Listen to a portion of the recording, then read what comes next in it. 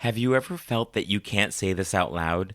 That Comprehensible Input, CI, works beautifully with novice level students, but something feels different at intermediate and higher proficiency levels? That maybe your students plateau, they avoid certain structures, or even fossilize some errors, and you quietly wonder if you're doing something wrong. But what if the issue isn't you? And it's not your students, but that unrealistic choice that we've created between CI or explicit instruction. Well, let's talk about it, and let's jump in. Whether you're planning your first lesson or celebrating your 20th year in the language classroom, I understand exactly where you are. I'm Joshua Cabral, and I'm also a language teacher in my 29th year of teaching. Now, I also have the opportunity to support schools and teachers all across the country who are working towards increasing proficiency and building confidence in their students. This is the World Language Classroom Podcast, with over 200 episodes of practical strategies tested in real classrooms just like yours and mine. So let's jump in. Vamos, allons-y. Hello, my friends. Bonjour, mes amis. Hola, mis amigos. Welcome to the World Language Classroom Podcast. I am Joshua Cabral, and you know I have to start by saying a huge thank you for spending time with me here on the podcast. It's one of the many things I know that you do that makes you an incredible educator, so thank you so much for being here and really wanting to look at your teaching. And today, on this episode, we are going to get really honest and in the trenches about this whole idea of grammar in our classrooms. And this is going to be a really honest discussion of the tension that nobody is really talking about. And I've even questioned when the time was going to be when I could have this honest podcast episode. And I've sort of looked at the fact that I'm in year 30 of teaching. I've done extensive graduate work in applied linguistics. I've worked with teachers in schools all across the country. And so I kind of have a leg to stand on when I make some claims about what we're doing with grammar teaching and CI and finding that balance. Because what I find is when I talk to teachers and I'm in classrooms and even at conferences and having conversations with teachers that are really sort of off the record or honest, is that there are some misunderstandings. There are things that teachers are doing that they're afraid to actually talk about because it's not part of the bandwagon of teaching that's happening right now in our language classrooms. And I just think that with all the great work that teachers are doing, they shouldn't feel embarrassed or ashamed or anything, or to feel like they need to be doing something or that they don't have the tools for it. It's just time for a really honest discussion about what's happening in our classrooms and what we're putting on social media, what we're saying we're doing, what's actually happening, because nobody ever says on social media, in our Facebook groups or on X or on Instagram, nobody's ever talking about the things that don't work or the things that they're doing that aren't part of what all the cool kids are doing and what all the great teachers are saying works, because every day's perfect in their classroom, and we know that's not the case. So I want to have a really honest discussion about what is truly happening and what we're doing, and let's be honest about it. And I want to start this by saying that my early years of really jumping into communicative language teaching, I had such fun with it. I continue to have so much fun with it. It was a true departure from the way I was engaging students in my classroom, or actually the way I thought I was engaging students in my classroom. It was engaging for me, but it wasn't so engaging for them. It wasn't on any level. But then once I started making things communicative and I started putting activities in that were really based on CI and the principles of comprehensible input, that student engagement really did thrive. And so I'm so happy that I made that switch. And a lot of my graduate work pointed me into that direction. So I'm so happy that I did that. And in those early years, when I first started embracing CI and sort of leaving the grammar paradigms aside, I saw that my classes were really flourishing. And as time went on, I saw that that flourishing was really happening mostly at the novice level. that students understood and they communicated and they were feeling really confident. Then, when I started teaching more at the intermediate level, when I had students that were supposedly going into that intermediate low or intermediate mid, and they were realistically getting there, but what I was noticing is that when we would discuss things, they would avoid the subjunctive. They would say it in a way that didn't require it, or I would hear constant errors that they totally had fossilized. No matter how many times I did corrective oral feedback, they would keep doing those same errors. And they would also produce very simplified language that felt safe to them. And I started sort of whispering grammar explanations in the back of my classroom like I was committing a crime, because everyone was saying don't teach grammar, and the pendulum had really swung towards the don't teach grammar. We're all about communicative language teaching. It's all CI, flood them with input, and they're going to assimilate all the structures and make all the subconscious pattern recognition. All of that stuff's going to be happening. Just keep doing it with CI. And what I saw is when it came to memorized phrases and those memorized verb forms that were attached to subject pronouns, that students were doing really well at that novice level.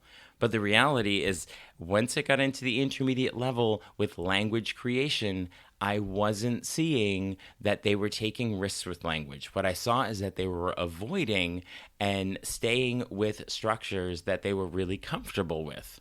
And at that time, CI was very, very dominant. We're going back 15 years or so now. And CI is incredibly dominant right now. It's what everyone's talking about.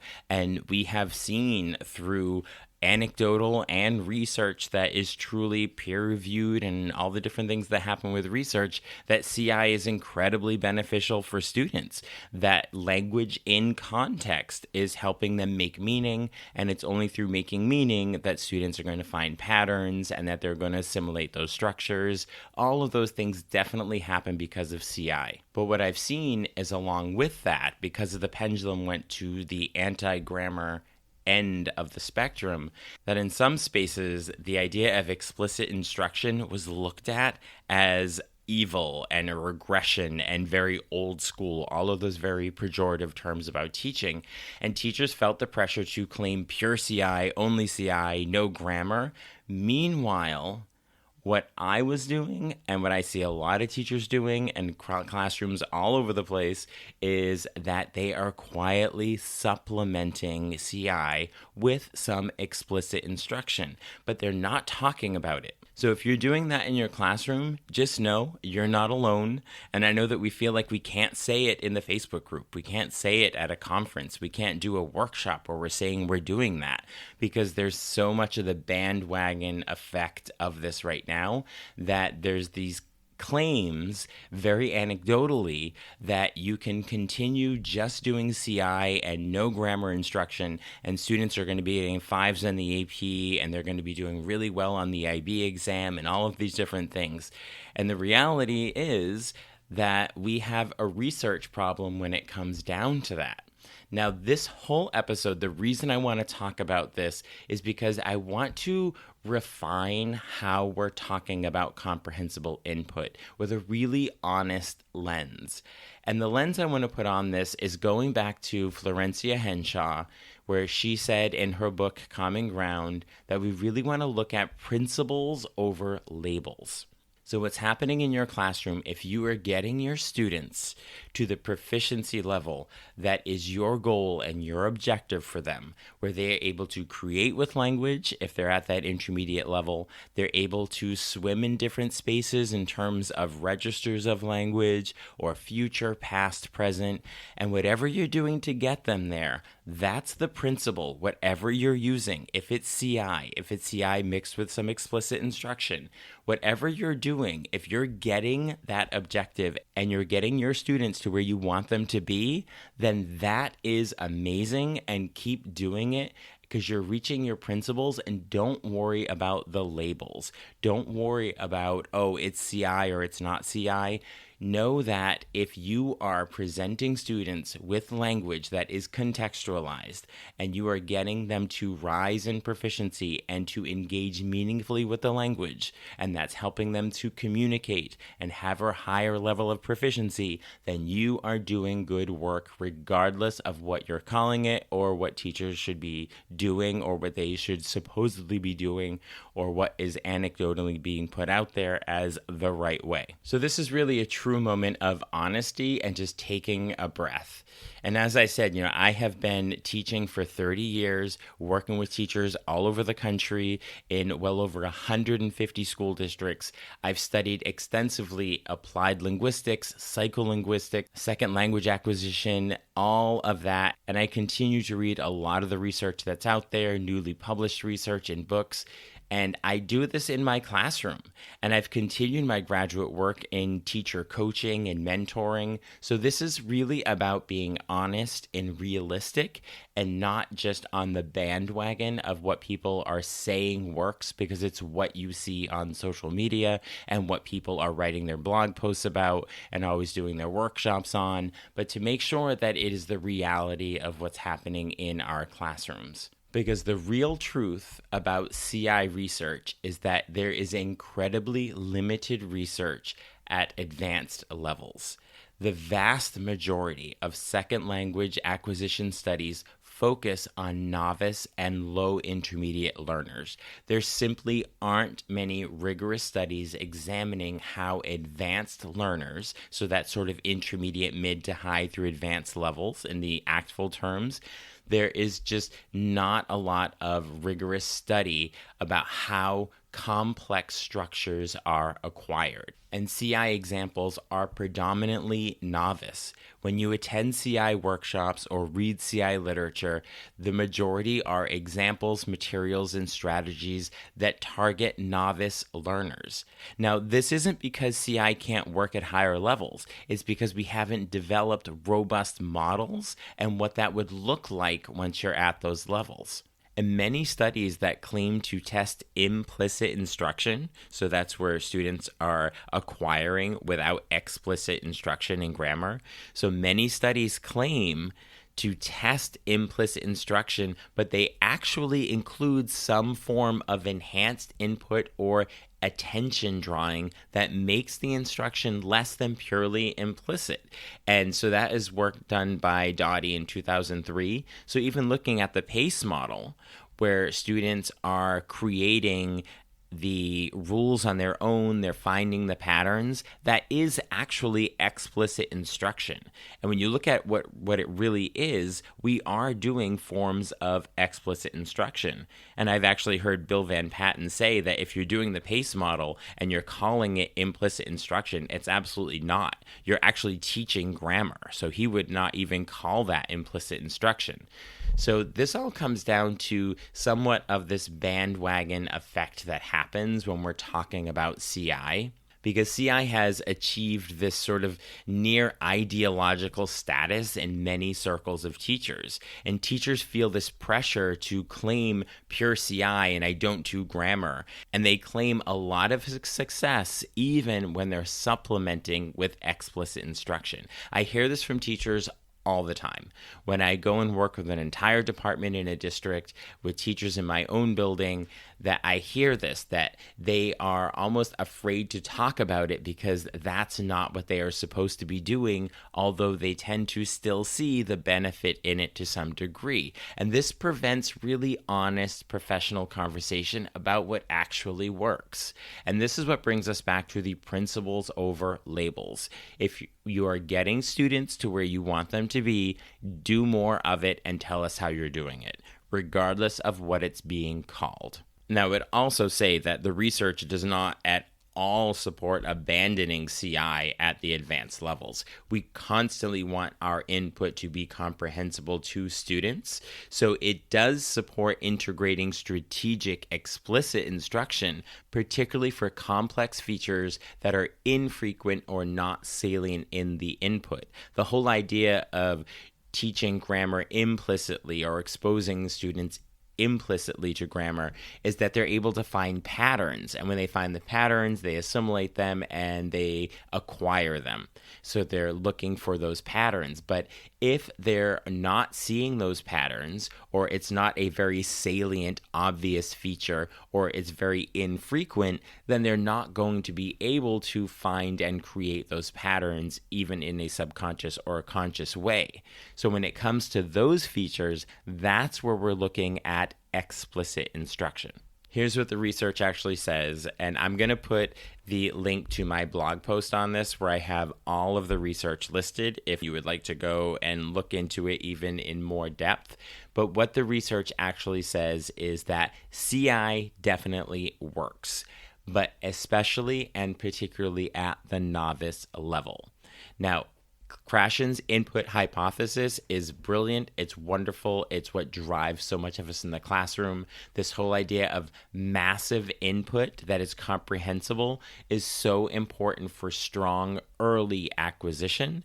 That means storytelling, reading, listening, helping students to have that opportunity to build patterns, to create patterns in their mind so that they can then create language on their own. And because of this, our novice level classrooms should definitely be 90, 95%, even 100% comprehensible input so that students have that opportunity to create with language based on the patterns that they are finding. And by making the language comprehensible, we are using lots of patterns, lots of frequent language and structures and vocabulary. We avoid things that are irregular unless they're just learning it as a memorized phrase. So CI is so important at that novice level so that they can be a part of that discovery phase. Now, explicit grammar should be very minimal at this point and discovery-based, which means using something like the PACE model where they are communicatively engaging with a structure and then seeing it enough where they're able to draw a pattern from it. But then what also is shown in the research is that there is what is referred to as the plateau problem. And a lot of this came up in Canada when Swain and Harley were looking at the Canadian French immersion schools. And they found that students plateaued at the intermediate levels and that they had persistent complex errors that remained despite years and years of input. Now, this isn't teacher failure. This is just developmental reality when it comes to language. And so if you are not explicitly then pointing out some structures as students are gaining in proficiency, then they're going to plateau because they're just not seeing enough of that structure to find the patterns as they're able to do at the novice level, because we're making it so comprehensible and being really intentional about providing those consistent patterns for them. And so when you're looking at that plateau problem, there are lots of studies about implicit instruction and looking at effect sizes. If you really want to get into it, this is Norris and Ortega 2000, Gu and others in 2015. But the key findings in their research is that explicit instruction shows larger effects for complex structures, low frequency forms, again, they can't find the patterns, and non-salient features, those things that don't stand out. So this doesn't mean that we want to go back to grammar translation and teaching grammar, just total explicit grammar all the time, learn the rules, learn the verb forms. It means having a strategic focus. And part of this is also skill acquisition theory, which is de Keyser. His work says that explicit knowledge can become automatic, but only within meaningful communicative practice. So whether or not you're teaching grammar or not, keep it in that meaningful communicative practice. So I wanted to do this episode because I just wanted to have honest conversations about how we're teaching grammar, if we're teaching grammar, does it belong in a CI classroom? Do you have to do one or the other? Is there an opportunity for both? And there's just a lot of debate over it, and I totally understand that. And the debate really lies in, do we see first language acquisition as the same as second language acquisition? And a lot of CI work and anecdotal evidence says that it's done in the same way. And research does definitely show that it is not the same process. And this is the part that will likely resonate with you quite deeply, because you often hear, but children learn their first language without learning grammar. And here's what that really comes down to is when we look at brain maturation. So with children, they have procedural system dominance. They do not have that declarative system for making meaning and being metacognitive about how they're going about it. Older learners have that. Older learners can proceduralize, but the root will differ. So the brain is working differently. And then because of that metalinguistic awareness, older adolescents, even adults, they can learn to analyze patterns, doing something like the PACE model, which a 1-year-old would not be able to do. They can compare languages and they can articulate rules. And the research does show that metalinguistic awareness predicts L2 success. Not using metalinguistic awareness with adults or older adolescents is like asking them to ignore this cognitive superpower. And this is where the whole idea of translanguaging comes in, where we are creating bilinguals and not two separate monolinguals within one brain. So ignoring what they are bringing to the table is ignoring the whole concept of translanguaging. And also with first language acquisition, there's a reality of time. That child learning their first language, they have thousands of hours of immersed language. In an L2 classroom, we get 150 to 200 hours per year. We simply cannot replicate those first language conditions. So we really have to increase the efficiency of it because we cannot create that same situation. And also, when children are learning their first language, and assuming it's just one language they're learning at that time, there's no interference. There's nothing getting in the way, whereas older learners or any learner who already has a language and they're learning a second language, they're really entrenched in their first language patterns. And so that explicit contrastive attention prevents fossilization. We're looking at this is how it's done in this language. It's different than the pattern you are expecting in your first language. And when I work with schools that have bilingual programs, we talk a lot about translanguaging, and we talk about bridging and being metacognitively aware of the differences in language so that students don't assume patterns in the second language that they see or know in their first language. And by drawing attention to that, make sure that they do not do it and they don't fossilize those errors. And doing that sometimes feels very anti-CI, anecdotally looking at it that way. So this was a lot to put out there. I understand that. This is a different kind of conversation because I just wanted to be honest about, is there research really backing up anecdotally what is happening or what we're doing in our classrooms? Or are we just doing it because everyone's saying that it works, even though we're at times doing things that are not exactly in line with what everyone is saying? And we're almost afraid to say it because we do those explicit ways of teaching grammar sometimes. But even when it comes to teaching grammar, if you are going to do it explicitly, still do it in a communicative way, which means don't just teach it in the order of complexity, regular verbs, then irregular verbs, or anything like that, but teach the grammar in a way that is going to help students to communicate. What are the structures they need to engage in this topic? What are the structures they need to discuss this particular theme? So keep it communicative, that if you are going to do some explicit instruction, make sure that you are still doing it in a really communicative way, that you're not teaching the grammar then trying to find a way to use it, but start with, okay, here's this article or this theme. This is the grammar we need to be able to discuss that. That's what will keep it communicative. So even if you are going in that explicit direction, Now, I would definitely recommend that you don't just do explicit. We want to make sure that we are staying communicative in our classrooms, that we are engaging in a lot of comprehensible input, because that is essentially what is going to get students where we want them to get to in terms of finding the patterns and being exposed to language.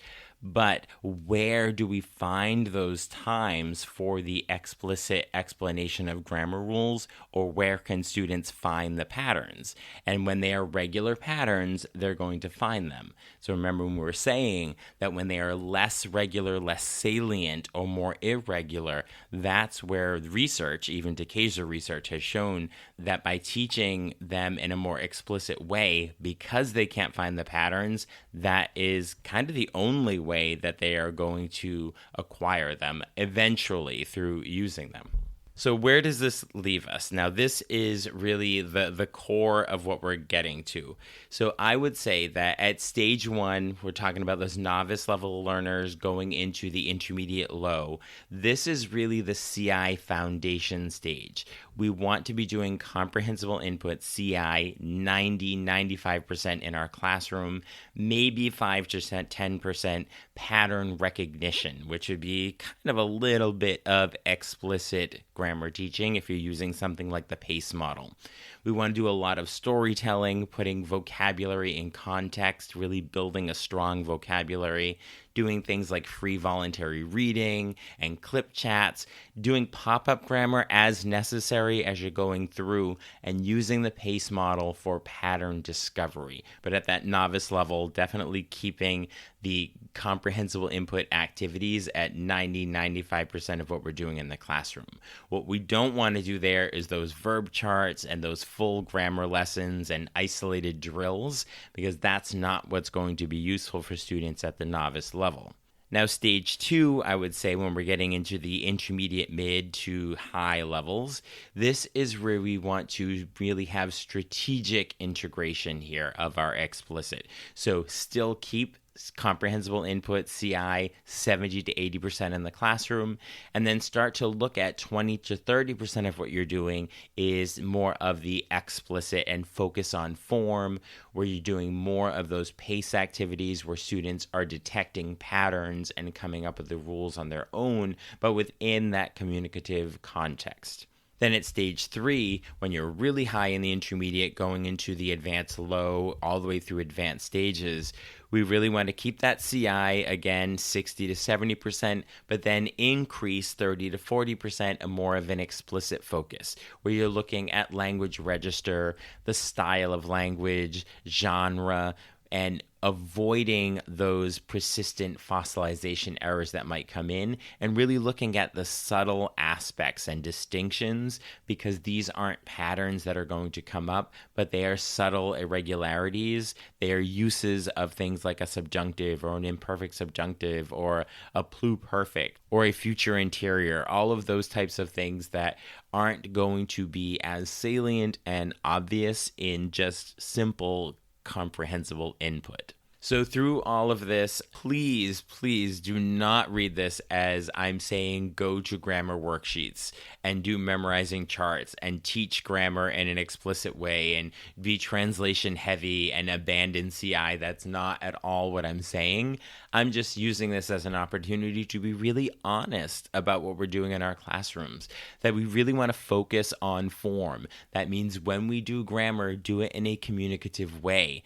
Brief explanations to bring attention, embed it in meaning, but then follow it by extensive communicative practice. Because my concern is that world language teaching has become a bit of an ideology problem, where there are different camps of teachers, and I just want to be honest about what's happening, and that CI has become an ideological barrier or camp in some spaces, and teachers whisper about teaching grammar, and there are professional nuances in what we're doing, and that can sometimes get lost, and we do not need these camps. We need to collaborate.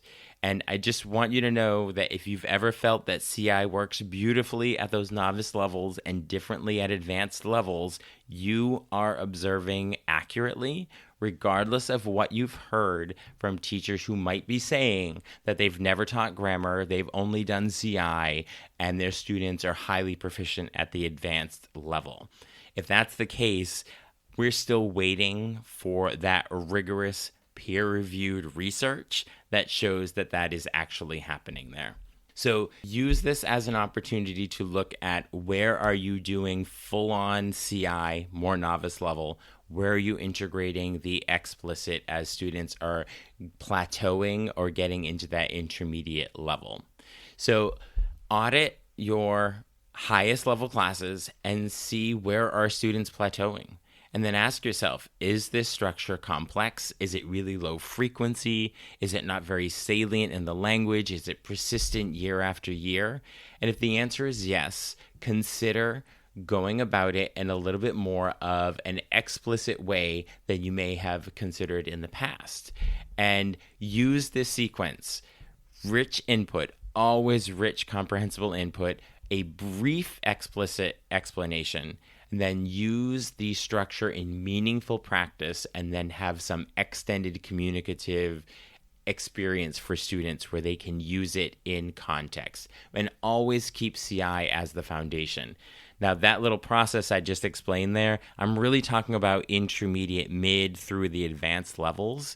And if you're doing grammar at the novice level, do it more as the pop-up, but keep it really CI focused, because that's where a lot of the research on CI has shown that it is really at that novice level. So let's just bring it back to the balance and the pendulum. And it's not about the pendulum going all the way to one side of yes grammar to no grammar. It's really about balance. And the pendulum doesn't need to keep swinging. It just needs to settle. And CI, comprehensible input, is absolutely foundational. This whole concept of keeping language comprehensible, and that is the path to acquisition, and that explicit instruction is very strategic. It's not just do it because it's the next thing in the chapter, but choose where you're going to do that because it's not a very frequent structure. And as students are able to find patterns, really focus that, because that is where you can keep it really communicative. And it's the proficiency level of your students that is going to determine how much CI you're doing or how much of that explicit instruction might be happening. But remember the goal that this is nuanced. It's research-informed teaching. It's not dogma and it's not anecdotal.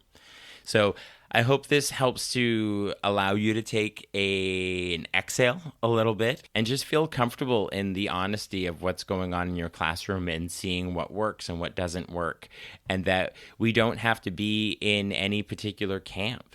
And even listening to this, you might say, but Joshua, you talk about comprehensible input all the time in communicative language teaching, and now it seems like it's a departure and we're just going to do explicit teaching. That's not what I'm trying to say. But what I am saying is that most of the research for CI's effectiveness happens at novice level.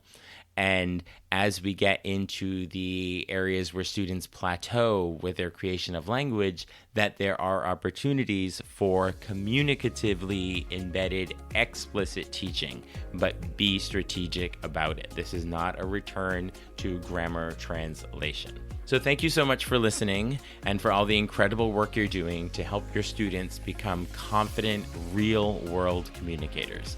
And if you want more ideas to bring proficiency-focused strategies into your teaching, you'll find PD options for you and your school in the show notes and on my website.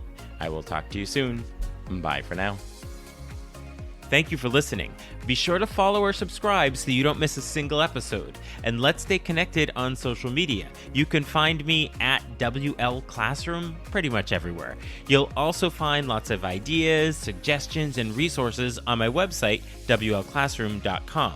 Now stay curious, keep learning, and continue the great work you do inspiring and supporting your students.